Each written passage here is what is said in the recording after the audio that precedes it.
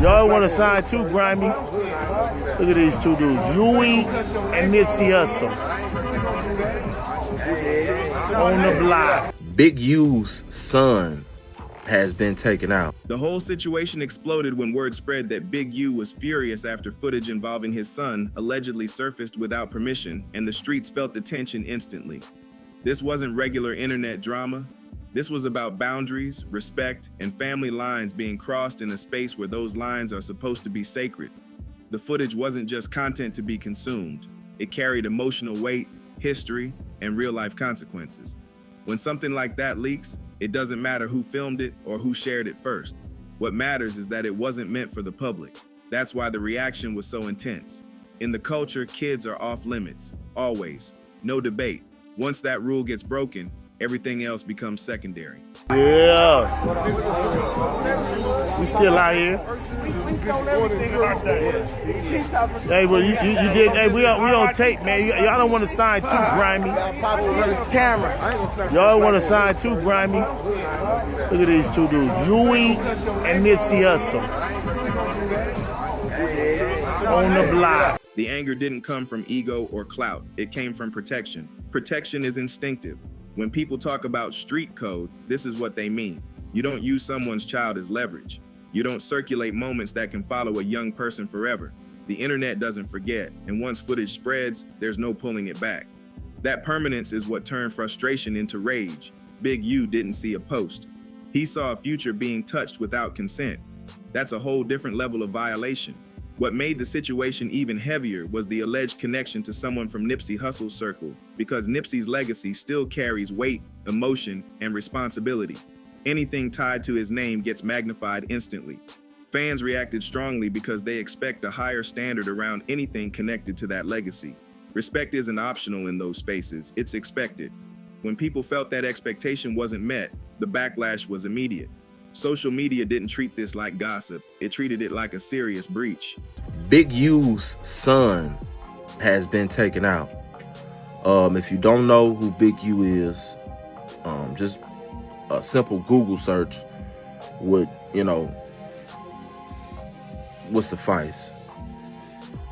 Big U allegedly had something to do with the killing of Nipsey Hussle, even though that's never been proven. As clips and reactions spread, the tone online shifted from curiosity to condemnation. People weren't asking what happened anymore. They were asking, why was this shared at all? That question echoed everywhere. Sharing sensitive footage involving a child doesn't just spark outrage, it triggers moral lines. Those lines aren't blurry, they're clear. Once crossed, explanations don't matter much. Damage is already done. That's why emotions ran hot. This wasn't about views or likes, it was about accountability. By the end of the first wave, the story wasn't about the footage anymore. It was about the response, the fury, the demand for respect.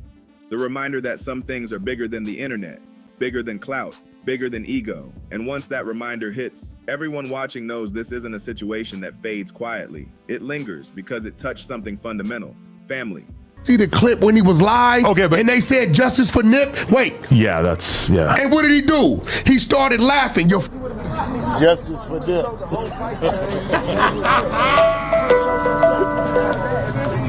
As the conversation deepened, people started unpacking why this moment felt different from typical leaks, because this wasn't about exposing wrongdoing, it was about exposing vulnerability. Vulnerability hits harder because it carries innocence. When innocence gets pulled into public chaos, the culture reacts fiercely. That's what happened here. The streets don't play about kids, period. Whether you're famous or not, that rule stays the same.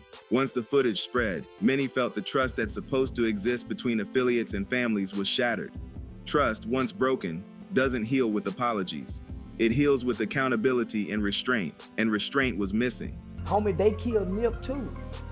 Let's not forget, homie, they killed Nipsey Hussle. Eric Holder was not a lone actor in that. If you go back and follow the details, Nip and Big U got into it. Big U hit Nip Daddy across the head with a bat. His brother had to come out and shoot the gun. The internet also started talking about access. Who had access to that footage? Why did they feel comfortable releasing it? Those questions matter because access comes with responsibility.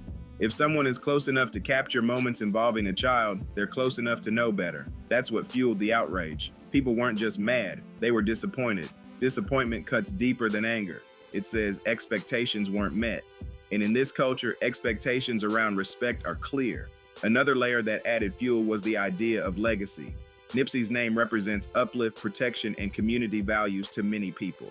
So when anything connected to that circle feels out of alignment with those values, fans take it personally. They feel protective too, not just of Big U's family, but of what Nipsey stood for.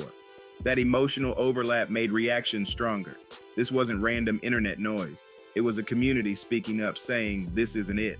And I want to talk about, Big U. His son was assassinated last night out there in LA. Absolutely nasty work, man. Again, Big U, his son, Baby Huey, or Big Huey, right?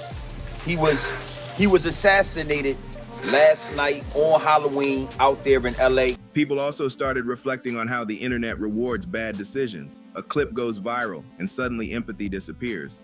But this time, empathy won. Instead of cheering, people condemned. Instead of sharing, many refused to repost. That's rare. When the internet slows itself down, you know a line was crossed. That collective pause spoke volumes. It showed growth. It showed awareness. It showed that not everything deserves exposure. By now, the situation had turned into a lesson about digital responsibility. Just because something can be shared doesn't mean it should be, especially when a child's image is involved. The culture doesn't need more trauma packaged as content. It needs restraint. And restraint was the loudest demand coming from all sides. That's why Big U's reaction resonated. People understood it. They felt it. They didn't question it. Protection is universal. Everyone gets that. You know what I mean? This is f***ed up. I'm gonna be honest, bro, because even though, you know what I mean, his son claimed Crip, you know what I'm saying? That's what you seen him with Nip in the little reel, and that's what he claimed. I don't think he was like probably actively out here shit to people, you know what I'm saying? He was kind of born into it, you know what I mean? Because it's like your dad is Big U. They say he was going to a smoke shop. I don't know why he was going to a smoke shop over there, but you know what I mean? That kind of sealed the deal for him, you know what I mean? Condolences to him, condolences to the family, Big U, he going through his thing, and he fighting a whole different battle, so I know he in there mourning right now, and it's just, no parent wants to hear that their child, anything happened to their child. I don't care even if the child was doing bad shit or not. You know what I'm saying? As emotions settled slightly, the discussion shifted toward consequences, because moments like this don't disappear once the initial outrage fades. Consequences don't always come in loud forms. Sometimes they come as broken relationships, lost trust, and closed doors. Those are heavy prices. When someone violates family boundaries, they don't just upset one person, they fracture networks. Networks are everything in this culture. Once fractured, things move differently. Energy changes, conversations stop, access disappears. That silent fallout is often worse than public backlash. If you know what's going on, right? If you in LA, or if you be in LA, or if you know what's going on in LA right now, it's some shit going on. Just look at all the shootings, look at the people that was involved in the shootings, or the alleged groups, and all these shootings that's been going on this year, probably this summer, starting this summer. It's been turned up, bro. And it's kind of like, even though there's a lot of peace pushing going on, it's a lot of coexisting with different gangs and sets and some shits have generational history, bro. So even if be docile a little bit, all it takes for is something crazy to happen or somebody else to get hit, and then they're gonna tit for tat. People also began talking about how grief complicates everything. Loss leaves wounds that never fully heal. When something tied to that loss resurfaces in a negative way, it reopens those wounds. That's what made this situation feel raw. It wasn't happening in a vacuum. It was layered on top of years of pain, remembrance, and rebuilding. The culture felt that weight. That's why so many people spoke carefully, choosing empathy over speculation. This wasn't the time for hot takes. It was the time for boundaries. Another major theme that emerged was control. Who controls narratives? Who controls images? And who gets to decide what's public? In the digital age, control is fragile. One bad decision can take it away forever. That's why reactions were so strong. People saw a future where kids grow up with moments they never consented to floating around online. That fear is real, that fear is shared, and that fear drove support for Big U's stance. Protection isn't optional, it's mandatory. The situation also highlighted how quickly lines blur between loyalty and clout. Loyalty protects, clout exploits. When those two get confused, damage follows. The culture recognized that instantly. Many voices spoke up, reminding everyone that proximity to powerful names doesn't give permission to act reckless.